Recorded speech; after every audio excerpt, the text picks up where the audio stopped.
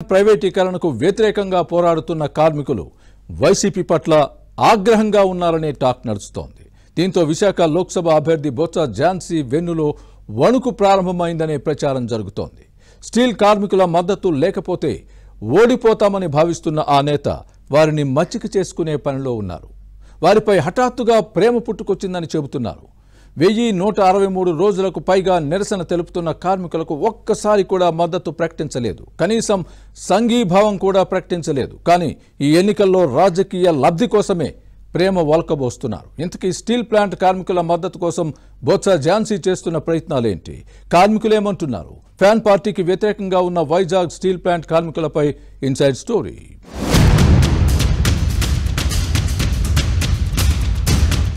ఎన్నికల సమయంలో విశాఖ వైసీపీ నేతలకు స్టీల్ ప్లాంట్ ప్రైవేటీకరణ అంశం గుర్తుకొచ్చింది. దీన్ని రాజకీయ లబ్ధి కోసం వాడుకోవాలని చూస్తున్న ఫ్యాన్ పార్టీ నేతలకు కార్మిక సంఘాలు షాక్ ఇస్తున్నాయి. ఈ ఎన్నికల్లో తమ తడాకా చూపించాలని కార్మికులు డిసైడ్ అయ్యారట. స్టీల్ ప్లాంట్ ప్రైవేటీకరణ ప్రకటన వచ్చినప్పటి నుంచి విశాఖలో ఉక్కు కార్మికులు అలుపెరగని పోరాటం చేస్తున్నారు. విశాఖ ఉక్కు పరిరక్షణ పోరాట కమిటీ ఆధ్వర్యంలో కూర్మన్నపాలెం దగ్గర రిలే నిరాహార దీక్షలు చేపట్టి 1163 రోజులు దాటింది. జగన్ సర్కారు మద్దతుతోనే ప్లాంట్ ప్రైవేటీకరణ జరుగుతోందని కార్మిక సంఘాలు అంటున్నా వైసీపీ నేతలు పల్లెత్తు మాట అనలేదు. ఇప్పుడిప్పుడే కలుగులోంచి బయటకు వచ్చి భారీ డైలాగ్స్ కొడుతున్నారు. ఈ అంశంపై తమకు అమితమైన ప్రేమ ఉందని సానుభూతి వరకపోస్తున్నారు. తమను గెలిపిస్తే ప్రైవేటీకరణను ఆపుతామని మళ్లీ కార్మికులను మభ్యపెట్టే ప్రయత్నం చేస్తున్నారనే విమర్శలు ఉన్నాయి. స్టీల్ ప్లాంట్ ను పరిరక్షించేది తామేనని ఎన్నికల ప్రచారంలో ఊదరగొడుతున్నారు. తమ వైఖరి ప్రైవేటీకరణకు వ్యతిరేకమని వైసీపీ అభ్యర్థులు చెబుతున్నారు.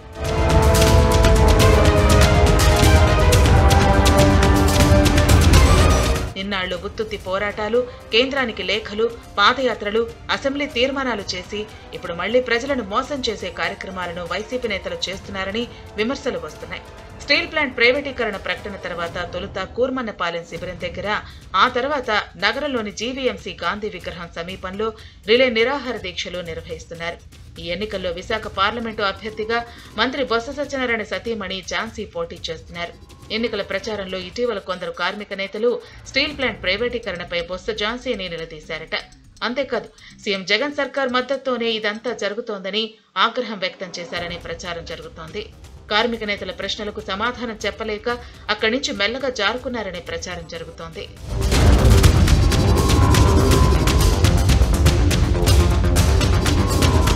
వైజాగ్ సిటీని బొత్స ఝాన్సీ ఫ్లెక్సీలు, హోర్డింగ్స్ తో నింపేశారు. విశాఖ ఆడపడుచు అంటూ విస్తృతంగా ప్రచారం చేస్తున్నారు. ఎంపీగా గెలిస్తే నగరాన్ని అభివృద్ధి చేస్తానని, అన్ని సమస్యలు పరిష్కరిస్తానని తెగ హామీ ఇస్తున్నారు. అంతేకాదు, గతంలో ఎంపీగా ఉన్న సమయంలో స్టీల్ ప్లాంట్ అంశంపై మాట్లాడిన పాత వీడియోలను ఆమె అభిమానులు వాట్సాప్ గ్రూప్ లో వైరల్ చేస్తున్నారు. చూసారా, మేడంకు స్టీల్ ప్లాంట్ అంశంపై ఎంత చిత్తశుద్ధి ఉందో అంటూ ఊదరు కొడుతున్నారు. అందుకే తమ అభ్యర్థి బొత్స ఝాన్సీని గెలిపించాలని ప్రచారం చేస్తూ ఓట్లు అడుగుతున్నారు. కానీ జగన్ సర్కార్పై స్టీల్ ప్లాంట్ కార్మికులు, నిర్వాసితులు, వారి కుటుంబ సభ్యులు తీవ్ర ఆగ్రహంగా ఉన్నారు. ఈ ప్రభుత్వ అంటతోనే ప్రైవేటీకరణపై కేంద్రం ముందుకు సాగుతోందని బలంగా నమ్ముతున్నారు.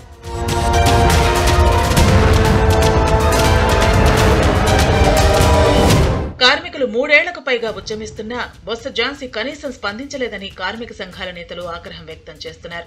నగరంలో 2 చోట్ల ప్రైవేటీకరణకు వ్యతిరేకంగా ఉక్కు కార్మికులు రిలే నిరాహార దీక్షలు చేస్తున్నారు. కానీ బొత్స ఝాన్సీ ఒక్కసారి కూడా దీక్ష శిబిరానికి వచ్చి మద్దతు పలక్కపోగా కనీసం సంఘీభావం ప్రకటించలేదని కార్మిక నేతలు గుర్తు చేస్తున్నారు. విశాఖ ఆడపడుచు అని చెప్పుకునే ఈమె దీక్షాస్థలం దగ్గరకు ఎందుకు రాలేదని ప్రశ్నిస్తున్నారు. కనీసం వైసీపీ ఎంపీ అభ్యర్థిగా ప్రకటించిన తర్వాత కూడా ఇక్కడకు రాకపోవడాన్ని తప్పుపడుతున్నారు. ఫ్యాన్ పార్టీ అభ్యర్థి తీరుపై ఉక్కు కార్మికులు ఆగ్రహంతో రగిలిపోతున్నారు. విశాఖ లోక్సభ స్థానం పరిధిలో ఉక్కు కార్మికులు, నిర్వాసితులు, వారి కుటుంబ సభ్యులు ఓట్లు గణనీయంగా ఉన్నాయి. సుమారు 3 లక్షల వరకు ఉంటారని అంచనా. అభ్యర్థుల గెలుపు, ఓటమిని నిర్ణయించే స్థాయిలో ఉన్నారు. వైసీపీ సర్కార్తో పాటు ఆ పార్టీ అభ్యర్థి బొత్స ఝాన్సీ వైఖరికి నిరసనగా వీరంతా వ్యతిరేకంగా ఓటు వేయటానికి సిద్ధమవుతున్నట్టు సమాచారం. బహుశా ఈ విషయం గ్రహించే కాబోలు ఆమె నష్ట నివారణ చర్యలు చేపట్టారనే టాక్ నడుస్తోంది. ఈ ఓట్లన్నీ తనకు వ్యతిరేకంగా పడితే ఓటమి ఖాయమని భావించి వారిని మచ్చిక చేసుకునే పనిలో ఉన్నారు. దీనిలో భాగంగా గతంలో ఎంపీగా ఉన్నప్పుడు స్టీల్ ప్లాంట్ అంశంపై మాట్లాడిన వీడియోలను విస్తృతంగా జనంలోకి తీసుకువెడుతున్నారని వినిపిస్తోంది. కానీ కార్మికులు మాత్రం వాటిని విశ్వసించడం లేదనే ప్రచారం జరుగుతోంది. ఈ ఎన్నికల్లో వైసీపీ అభ్యర్థికి తమ తడాఖా చూపిస్తామని వార్నింగ్ ఇస్తున్నారు. వైజాగ్ స్టీల్ ప్లాంట్ కార్మికుల ప్రభావం ఏ మేరకు ఉంటుందో తెలియాలి అంటే పోలింగ్ పూర్తయి ఫలితాలు వచ్చే వరకు వేచి చూడాలి మరి.